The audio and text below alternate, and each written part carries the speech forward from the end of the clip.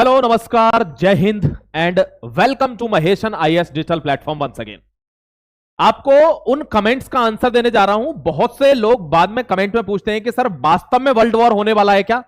जी हां, 100% इसके कयास लगाए जा रहे हैं कि विश्व युद्ध होकर रहेगा, तीसरा विश्व युद्ध होकर रहेगा। हालांकि उसमें यह भी लिखा हुआ है बड़े बड़े ग्रंथों में और बहुत बहुत बड़ी किताबों में कि अगर अब की बार विश्व युद्ध होता है तो दोबारा से पूरी की पूरी मानव जाति यानी जितनी भी संसार की जनसंख्या है वो दोबारा से लाठी डंडे पर ही आ जाएगी, क्योंकि अब इतने ज्यादा पावरफुल हो चुके हैं वर्ल्ड कि हर किसी के पास बहुत ज्यादा ताकत है, न्यूक्लियर पावर है, हाइड्रोजन पावर तक है।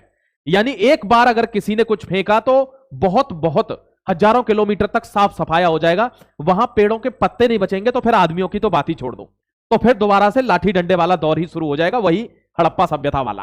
ठीक है, मैं आपको बताने वाला हूं कि कैसे कयास लगाए जा रहे हैं कि तृतीय विश्व युद्ध होगा ही होगा। हालांकि तुरंत नहीं होगा, टाइम लगेगा, 2028, 29, 30 तक भी जा सकता है, लेकिन हां शुरुआत ऐसे ही होती है। यह ध्यान रखना, हर व्यक्ति, हर देश, हर तबका अपना वर्चस्व स्थापित करना चाहता है और जब पावर क्लैशेस होते हैं तभी होती है महायुद्ध।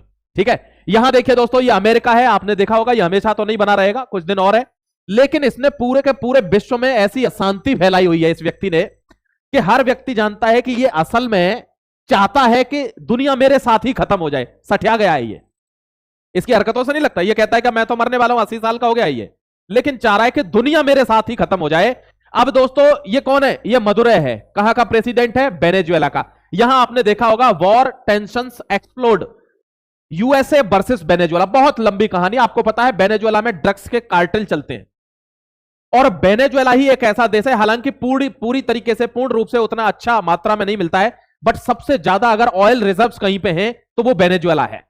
अब अमेरिका हमेशा इसके आसपास इसलिए मंडराता है कि अगर ये मेरे कब्जे में आ जाए, अंदर आ जाए मेरे, तो मेरी तो जिंदगी ऐसे सवर जाएगी कि ये ईरान वीरान, ये सब जो ओपेक कंट्री है ना, अकेले ओपेक कंट्रियों के बराबर अकेला तेल निकाल लेगा अमेरिका, वो बर्बाद हो जाएंगे सबके सब। इस वजह से वेनेजुएला से कभी नजर नहीं हटती है। अब दोस्तों वेनेजुएला की सोवर्निटी पर वार कर रहा है कौन? यूएसए। ध्यान रखना, बहुत समझ के चलना। आर्टिकल में आपको बहुत अच्छे तरीके से समझा रहा हूं। यहां क्या लिखा हुआ है? As US forces close in on Venezuela, lawmakers warn of expanding operation. Trump की एक खासियत और बता देता हूं। आपने साफ तौर पर इस व्यक्ति ने क्या कहा है कि चलो मैं ऐसा करता हूं, लॉ मेकर मुझे धमका रहे हैं कि इसको एक्सपेंड मत करो, ये मत करो, वो मत करो, मैं सीनेट भी चला जाता हूं, मैं कांग्रेस भी चला जाता हूं, दोनों के सामने इसका प्रस्ताव रखता हूं, लेकिन मुझे नहीं लगता कि उनको कोई भी फर्क पड़ता है इस चीज से कि वेनेजुएला क्या कर रहा है। इसीलिए मैं अपने पर्सनल बेसिस पर लड़ाई लड़ने जा रहा हूं पूरे वेनेजुएला से। किसके ऊपर? ड्रग ट्रैफिकिंग के ऊपर, ड्रग कार्टेल के ऊपर। इनके यहां से जो ड्रग सप्लाई होता है अमेरिका के अंदर, उससे अमेरिका बर्बाद हो रहा है, ऐसा इसका कहना है, ऐसे इसके ब्लेम्स हैं। वहीं मदुरै क्या कहता है? मदुरै बार बार कह रहा है कि अनवांटेड एक वॉर को एस्केलेट कर रहे हैं कौन? डोनाल्ड ट्रंप, कि वो अनवांटेड वॉर चाह रहे हैं और हम उसको इग्नोर करेंगे। हालांकि मैं आपको बता दूं, ऑनेस्टली बात तो यह है कि मदुरै डरा हुआ है और डरना भी चाहिए, बहुत बड़ी विश्व शक्ति है, वेनेजुएला छोटा देश है, और वो डरा हुआ इसलिए कि एक मिनट में जो आदमी वहां जाकर नेपाल में तख्ता पलट करवाता है, वहां जाकर बांग्लादेश में तख्ता पलट करवाता है, वहां भारत को जीने नहीं देता है, पाकिस्तान को पालतू पिल्ले की तरह रखता है, तो मेरे को भी मार सकता है, मेरी सरकार भी जा सकती है, तो ये डर तो उसको है, इसमें कोई दो राय नहीं है। और इसी वजह से दोस्तों आपको एक चीज दिखा देता हूं, एक झलक दिखा देता हूं, आप भी समझ पाएंगे कि पाकिस्तान इसका पालतू कौन है? पीडी।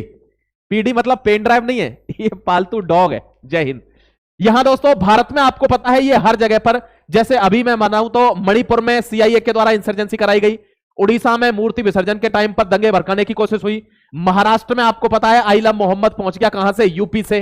तो ये सारे जितने भी कांड होते हैं सब सीआईए और जो अदृश्य ताकतें हैं वो करवाती हैं, जिनको डीप स्टेट्स कहते हैं, जो पीछे से राज करती हैं, पैसा फेंकती हैं अंधाधुंध और ऐसी चीजें करवाती हैं जिससे उस देश का नेता है, अगर वो उस देश के लिए अच्छा काम कर रहा है तो उस देश में ऐसा माहौल बना दो कि उस नेता को लोग विलन समझने लगे, उसकी क्रेडिबिलिटी खराब हो जाए, उसकी सरकार गिरे और फिर से नया ऑर्डर स्टेब्लिश हो और वो हमारा चाटुकार हो, उस पर हम अपना आशीर्वाद रखें, जो बोले वही हो।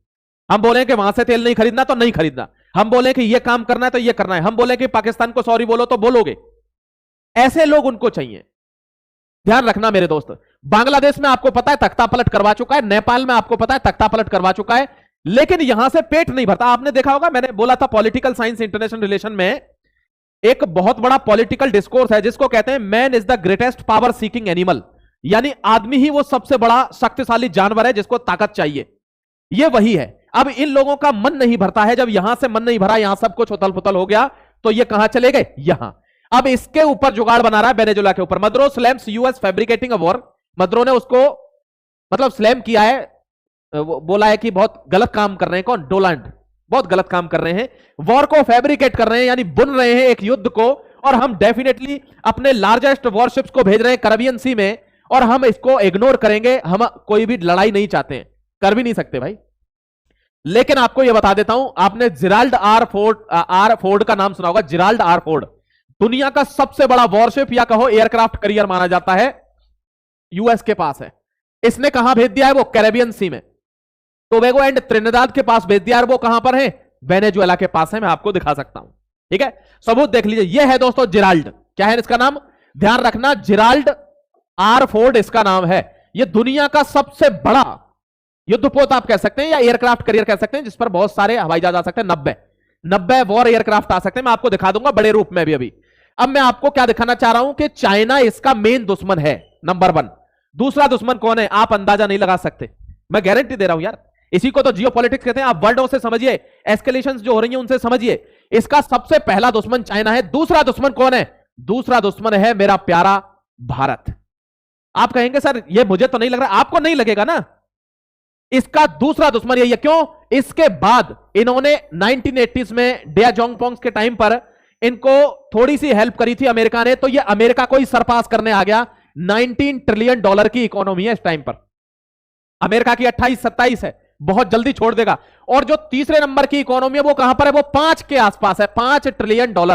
आप देखिए दूसरे में और तीसरे में अंतर। लेकिन भारत ने यह कसम खाई है कि हमको डेवलप्ड नेशन बनना है 2047 तक, और इसी चीज से डरा हुआ है कौन? Donald Trump. कि ये आदमी ऐसा है कि ये मैंने कितनी कोशिश नहीं कर ली, देश टूट नहीं रहा, न दंगे हो रहे हैं, इतनी सारी जाति पड़ी है, धर्म पड़े हुए, लड़ाई नहीं करवा पा रहा हूं मैं, बड़ा मुश्किल हो रहा है, हर किसी को बैलेंस कर ले रहा है। इतनी बैलेंसिंग कहां से आ गई इसमें? ये दिक्कत है, ध्यान रखना। और इसी वजह से वो जानता है कि मैं दूसरा चाइना नहीं चाहता। I don't want another China, कि जो मेरे को सरपास करेगा, फिर तो मेरी जीवन में कोई वैल्यू नहीं रहनी, मेरी इज्जत ही नहीं रह जाएगी विश्व पटल पर। क्योंकि चाइना अब इसके बराबर खड़ा हुआ है, किसी से डरता नहीं है, औकात नहीं है किसी की डराने की। और भारत अगर चाइना के बराबर भी आ गया तो फिर चाइना जैसे 50 देश और आ जाएंगे, तो उनकी औकात नहीं होगी भारत को आंख दिखाने की। इस चीज से ये डरे हुए हैं, क्योंकि भारत के लोगों में बहुत पावर है। अब आपने देखा होगा चाइना इससे डरता नहीं है, ये तो किसी के बाप से नहीं डरता, हमारा परम मित्र है। भारत में खूब कोशिश कर रहा है, लेकिन यहां भी इसका एक बाप बैठा हुआ है, वो भी कुछ नहीं करने दे रहा है इसको। अब दोस्तों छोटे मोटे देश जो है, जैसे नेपाल में हथकंडा अपनाया, तख्ता पलट किया, बांग्लादेश में हथकंडा अपनाया, तख्ता पलट किया। क्यों?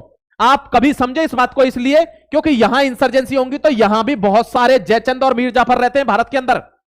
आपने देखा होगा दिल्ली पुलिस ने अभी पकड़ा है, 2 अदनान है, एक भोपाल का एक दिल्ली का है, फिदायनी है, यहीं पर विस्फोट करने वाले थे। मैं आर्टिकल लेके आ जाऊंगा आपके ऊपर। साकेत मॉल को उड़ाने वाले थे, सेलेक्ट सिटी वॉक को। क्यों? क्योंकि उसमें अमीर और अरबपति और तगड़े तगड़े बंदे आते हैं। वहां मर्सिडीज रहती हैं, बड़े बड़े टैंक रहते हैं उनके, 60-70 लीटर की उनकी टंकियां रहती हैं, हजारों गाड़ियां पार्क रहती हैं मॉल के नीचे। एक आग लगती, बर्बाद हो जाता पूरा सिस्टम, पूरी दुनिया में आवाज जाती, और पता चलता कि देखो भारत के था आतंकवाद पालेंगे तो आतंकवाद होगा, ये होगा, फलाने धमाके बहुत आ जाते हैं। ह्यूमन राइट्स वाले बहुत दल्ले बैठे हैं भारत के अंदर, ध्यान रखना, अपने इस देश को दीमक की तरह खाने वाले। लेकिन इसका कुछ बिगाड़ नहीं पा रहा, ये इसका पालतू है। अब इनमें आपस में भारत के तुम इमेजिन तो करो, देखो अफगानिस्तान, पाकिस्तान, बांग्लादेश, नेपाल, श्रीलंका, म्यांमार, हर जगह दिक्कत है भारत के आस पड़ोस में। क्यों? क्योंकि भारत में दिक्कत हो, इसलिए इनको देखकर ये भी लोग उछलें और कहें हमें भी सरकार चेंज चाहिए, तभी अमेरिका के मंसूबे पूरे होंगे। जब इन सब से मन न भरा तो ये उतार दिया कहां पर? वेनेजुएला में। ध्यान रखिएगा मेरे दोस्त, यही अमेरिका है। जिस दिन तुम अमेरिका को समझ जाओगे ना, उस दिन विश्व पॉलिटिक्स में यानी जियो पॉलिटिक्स में आपकी बहुत पकड़ हो जाएगी। आप जब सही सांप को समझ जाओगे कि कौन सा पानी का है और कौन सा जहरीला है जो जहर फेंकेगा। यहां देखिए दोस्तों, ये है वो Gerald R Ford, Gerald R Ford इसका नाम है, और ये दुनिया का सबसे बड़ा लार्जेस्ट वॉरशिप है, यानी लार्जेस्ट एयरक्राफ्ट कैरियर है। ये देख रहे हो आप कितने खड़े हुए, यहां कितने आ सकते हैं? 90 एयरक्राफ्ट करियर ये आराम से खड़े कर सकता है। विश्व का सबसे बड़ा एयरक्राफ्ट करियर इसको बोलते हैं। ये वेनेजुएला के पास में खड़ा कर दिया ले जाके। सितंबर से अब तक, अब क्या चल रहा है? अक्टूबर ना, सितंबर से अक्टूबर तक लगभग 43 लोग मारे जा चुके हैं। कहां के? वेनेजुएला के, इन्हीं के द्वारा, यूएस के द्वारा। धीरे धीरे क्या कहता है कि ये ड्रग सप्लाई करते हैं, ड्रग कार्टेल चलाते हैं, इनको खत्म करूंगा। इस वजह से ये हो रहा है, ध्यान रखिएगा। ठीक है मेरे प्यारे भाई, अगर युद्ध होता है तो आपको बता देता हूं वर्ल्ड वॉर के, मैंने पहले बताया था ना पहले पेज पे कि आप पूछते हैं वर्ल्ड वॉर कैसे हो सकता है सर, देख लीजिए एक बार, मैं आपको बता देता हूं। देखिए सबसे पहले आप यहां देखना, भारत के आसपास पूरी इंसर्जेंसी है, चाहे वो अफगानिस्तान हो, पाकिस्तान हो। ईरान में हमेशा बम विस्फोट करता है कौन? इजराइल। और ईरान का जानी दुश्मन कौन है? अमेरिका। हर समय इस पर नजर है कि ये क्या ना बना ले, न्यूक्लियर बम ना बना ले। और न्यूक्लियर बम बनाने के लिए पूरी तरीके से ताकत लगा रहा है। 400 किलोग्राम यूरेनियम इसने इकट्ठा कर लिया है। उसी की वजह से यहां जांच चल रही है, कई सारे सीआईए एजेंट घूमते रहते हैं। दोस्तों आपको पता होगा हमास में और इजराइल में बहुत दिक्कत है। यहां इजिप्ट के ऊपर यहां हमास और इजराइल है, आपको पता है कॉन्टिन्यूस वार है। अगर कोई दिक्कत होती है तो पूरा सऊदी वर्ल्ड और इजराइल हमेशा अगेंस्ट में रहता है, यानी Qatar, Saudi, Iran, Iraq, Lebanon, ये सारे किसके अगेंस्ट में ही रहते हैं? ये किसके? नेतन्याहू के। ठीक है, यहां पर आपको पता है अफगानिस्तान पाकिस्तान में स्थिति खराब है। रशिया अभी भी वॉर में इन्वॉल्व है, किसके साथ? यूक्रेन के साथ। यहां अगर मैं आऊं तो म्यांमार में तख्ता पलट है। चाइना अभी ताइवान और चाइना का जब देखो आप तब युद्ध हो सकता है, जब चाहो तब। अगर इधर लौट आता हूं तो ये रहा वेनेजुएला, यूएस और वेनेजुएला का युद्ध चलने वाला है। ठीक है, आप समझ गए होंगे पूरे विश्व जगत में हलचल है 100%। अब यहां पर देखना, ये जो इंडियन ओशियन है ना, ये सबसे ये पहला ओशियन है जो भारत के नाम पर, मतलब किसी देश के नाम पर अगर कोई ओशियन है तो उसका नाम ही है इंडियन ओशियन। और इसी चीज की जलन है किसको? पाकिस्तान को। जितने भी ये कंट्रीज हैं, जितने भी ये कंट्रीज हैं, इंडियन ओशियन क्यों है? इसको कोई नाम अलग चेंज करो। इंडियन ओशियन का मतलब क्या होता है कि सीधा ये इंडिया का है, हमारी सबसे बड़ा एक्सक्लूसिव इकोनॉमिक जोन इसके अंदर आता है। यहां पे जितने भी, जैसे चैगोस करके एक आइलैंड है, सिशेल्स यहां पर है। दोस्तों ये सब हमारे मित्र राष्ट्र हैं, ध्यान रखना। इसी वजह से ये चिढ़ है। तो अगर विश्व युद्ध होता है तो 100% होगा, क्योंकि आपने एक वार्निंग नहीं सुनी होगी, मैं आपको उसके टेलीग्राम में उसका लिंक डाल दूंगा। एक वार्निंग आई है कहां से? चाइना की तरफ से यूएस के लिए।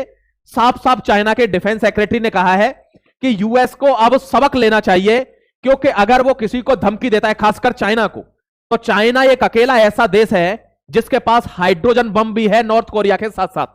और हाइड्रोजन बम का मतलब है कि एक इलाका एक बार में साफ। तो यूएस को बहुत बुरे रिपरकशंस झेलने पड़ जाएंगे अगर उसने चाइना के साथ कोई भी एस्केलेशन किया, चाहे वो ट्रेड वॉर हो, चाहे वो डायरेक्ट कन्फ्रंटेशन हो, डिस्प्यूट हो, या अंदर से कोई इंसर्जेंसी हो। ये डायरेक्ट धमकी है चाइना की। तो चाइना जब ऐसे आंख दिखा रहा है, इस वजह से ही वो दूसरा चाइना नहीं चाहता है अपने सामने। और दूसरा चाइना कौन बनने जा रहा है? भारत। यानी जब चाइना आंख दिखा रहा है तो भारत तो उससे 50 गुना पावरफुल बन जाएगा अगर उसकी इकोनॉमी 19 ट्रिलियन पे आ जाती है। तो ये डर है, इसीलिए हर जगह पर, चाहे वेनेजुएला हो, नेपाल हो, बांग्लादेश हो, श्रीलंका हो, पाकिस्तान हो, अफगानिस्तान हो, ईरान हो, इजराइल हो, हर जगह अपना मौजूदगी दिखा रहा है। कह रहा है मैंने इतने युद्ध रुकवा दिए, रशिया यूक्रेन रुकवा दिया, ये रुकवा दिया। ठीक है, तो ये दोस्तों सिर्फ एक एंग्जाइटी है, नथिंग एल्स। यूएस को भी पता है कि उसका अस्तित्व समाप्त होने वाला है। अब सिर्फ वो डिफेंस में सबसे पावरफुल रह गया है, जियोपॉलिटिक्स में उसका कद बहुत नीचे जा चुका। भारत बहुत ऊपर आ गया, चाइना बहुत ऊपर आ गया, रशिया बहुत ऊपर आ गया। मिलता हूं आपसे फिर एक नए आर्टिकल में, तब तक के लिए जुड़े रहिए महेश आईएएस डिजिटल प्लेटफॉर्म के साथ। शुक्रिया, जय हिंद, गॉड ब्लेस यू।